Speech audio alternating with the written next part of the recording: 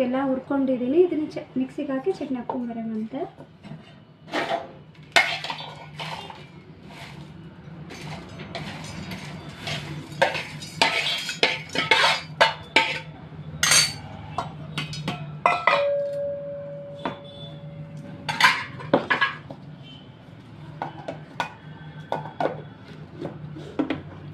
ಸಣ್ಣ ಜಾರಿಗೆ ಆದರೆ ತುಂಬ ಸಣ್ಣದಾಗುತ್ತೆ, ಅದಕ್ಕೆ ಅಂತಲೇ ಸಣ್ಣ ಜಾರಿಗೆ ಹಾಕ್ಕೊಡ್ತೀನಿ ಚಟ್ನಿ. ಮಿಕ್ಸಿ ಹಾಕ್ತಾಯಿದ್ದೀನಿ.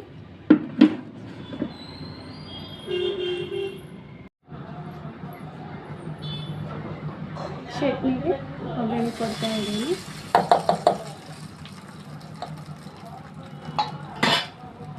ಇದೆಲ್ಲ ಈ ಥರ ಮಿಕ್ಸ್ ಮಾಡಿದರೆ ಚಟ್ನಿ ರೆಡಿ ಆಗಿದೆ. ಆಯಿತು, ಚಟ್ನಿ ರೆಡಿ ಆಯಿತು.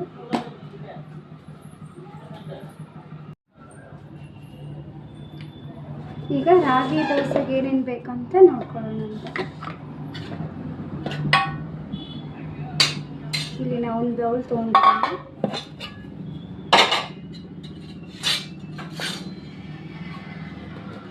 ಒಂದು ಬೌಲಷ್ಟು ರಾಗಿ ಹಿಟ್ಟು ಹಾಕ್ಕೊತೀನಿ.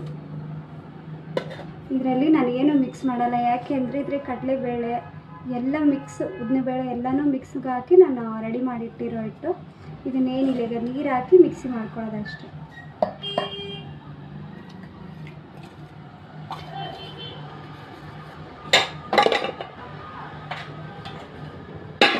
ಒಂದು ಸ್ಪೂನ್ ತೊಗೊತೀನಿ.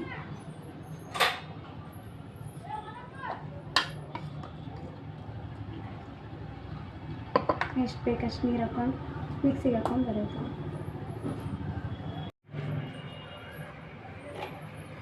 ದೋಸೆ ಹಿಟ್ಟು ರೆಡಿ ಆಗಿದೆ. ಇಂಚು ಕಾಯಕ್ಕೆ ಇಟ್ಟಿದ್ದೀನಿ. ದೋಸೆ ಹಾಕೋದಷ್ಟೇ ಬಾಕಿ. ಸ್ವಲ್ಪ ಆಯಿಲ್ ಹಾಕಿ ಅದೇ ಇದ್ರ ಮೇಲೆ ಸ್ವಲ್ಪ ನೀರು ಸಿಂಚಬೇಕು. ಈ ಥರ ಡ್ರೈ ವಾಶ್ ಮಾಡಿದ್ರೆ ನಾನು ದೋಸೆ ಹಾಕ್ಕೊತೀನಿ. ಸಾರಿ, ಉಪ್ಪು ಹಾಕೋದನ್ನು ಮರ್ತ್ಬಿಟ್ಟಿದ್ದೀನಿ. ಉಪ್ಪು ಮರ್ತ್ಬಿಟ್ಟಿದ್ದೆ.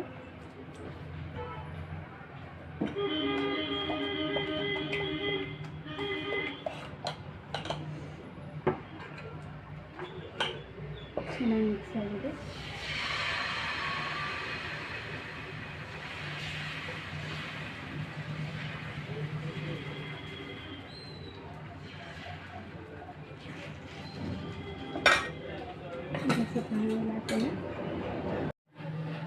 ದೋಸೆ ಹತ್ತಿರದಿಂದ ಹಾಕಿ ತೋರಿಸ್ತಾ ಇದ್ದೀನಿ, ಅಲ್ಲಿ ದೂರ ಆಗೋದ್ರಿಂದ ನೋಡಿ.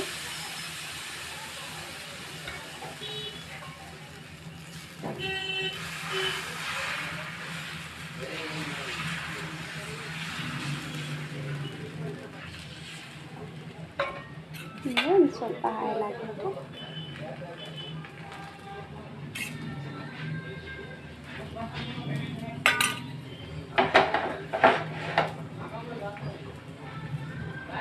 ಹೈ ಫ್ಲೇಮ್ ಇಟ್ಟು ಮುಚ್ಚಿಟ್ಟು ಒಂದು 5-10 ಮಿನಿಟ್ಸ್ ಮುಚ್ಚಿದ್ರೆ ಆಗುತ್ತೆ.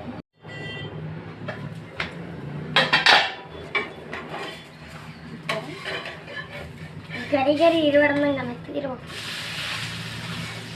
ನೋಡಿ, ಎಷ್ಟು ಚೆನ್ನಾಗಿ ಬಂದಿದೆ. ನೀವು ಗರಿ ಗರಿ ಬೇಕಾದರೆ ಗರಿ ಗರಿ ಹಾಕ್ಕೋಬೋದು, ಇಲ್ಲ ಸ್ಮೂತ್ ಬೇಕಂದ್ರೂ ಹಾಕ್ಕೋಬೋದು. ಟೇಸ್ಟ್ ಮಾತ್ರ ತುಂಬ ಚೆನ್ನಾಗಿರುತ್ತೆ. ಇದರಲ್ಲಿ ಎಲ್ಲನೂ ಹೆಸರು ಬೇಳೆ, ಹಾಗೆ ಕಡಲೆಬೇಳೆ, ಹಾಗೆ ಉದ್ದಿನಬೇಳೆ, ಮೆಂತ್ಯ ಎಲ್ಲನೂ ಕಲಸಿ ನಾನು ಜಿಲಿಕ್ ಹಾಕ್ಸ್ಕೊಂಬಂದಿರೋದು. ಯಾಕಂದರೆ ನನ್ನ ಮಗಳಿಗೆ ಡೈಲಿ ರಾಗಿ ಗಂಜಿ ಕೊಡ್ತೀನಿ, ಅದು ಆಗುತ್ತೆ. ಯಾವಾಗಾದರೂ ಶುಕ್ರವಾರಕ್ಕೊಮ್ಮೆ ನಾವು ಟಿಫಿನ್ ಮಾಡೋದು ಜಾಸ್ತಿ, ಡೈಲಿ ರೊಟ್ಟಿ ಮಾಡ್ತೀವಿ. ಹಾಗಾಗಿ ಗಂಜಿನೂ ಆಗುತ್ತೆ, ದೋಸೆಗೂ ಆಗುತ್ತೆ ಅಂತ ಮಾಡಿರೋ ವಿಡಿಯೋ.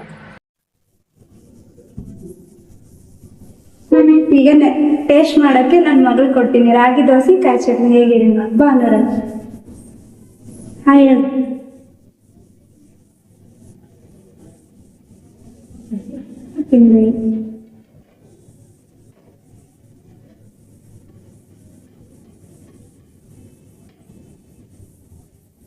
ಹೇಗಿದೆ?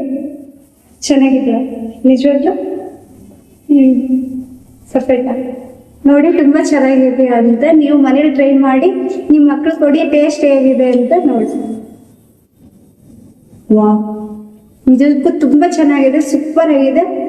ಫಾಲೋ ಮಾಡಿ, ಲೈಕ್ ಮಾಡಿ, ಮನೇಲಿ ಟ್ರೈ ಮಾಡಿ.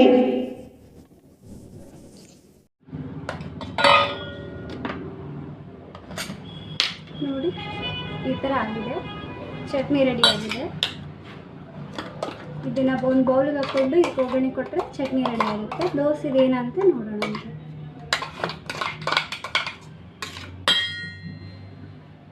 ನೋಡಿ ಇಷ್ಟು ಚಟ್ನಿ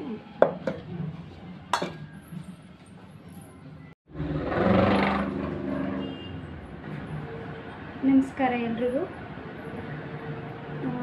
ಇವತ್ತು ರಾಗಿ ದೋಸೆ ಕಾಯಿ ಚಟ್ನಿ ಮಾಡಬೇಕಂತ ಹೇಳಿದ್ದೀನಿ. ಅದು ಇಂಗ್ರೀಡಿಯೆಂಟ್ಸ್ ಏನಿದೆ ನೋಡ್ಕೊಂಡು ಬರೋಣ ಬನ್ನಿ.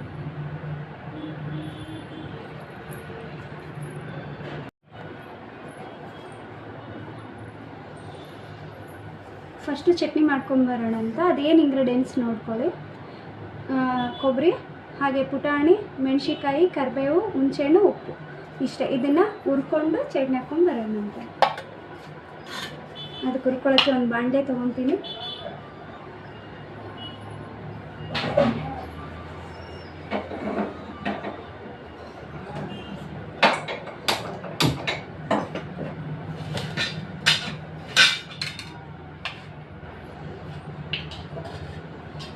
ಹೌದು, ಹಾಗೆ ಒಂದು ಸ್ವಲ್ಪ ಆಯಿಲ್ ಹಾಕ್ಕೊತೀನಿ.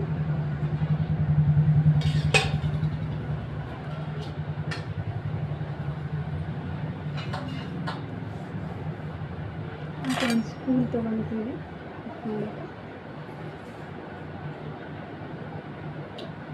ಬಿಸಿ ಆಗಿದೆ ಹಾಕ್ಕೊಳ್ತೀವಿ.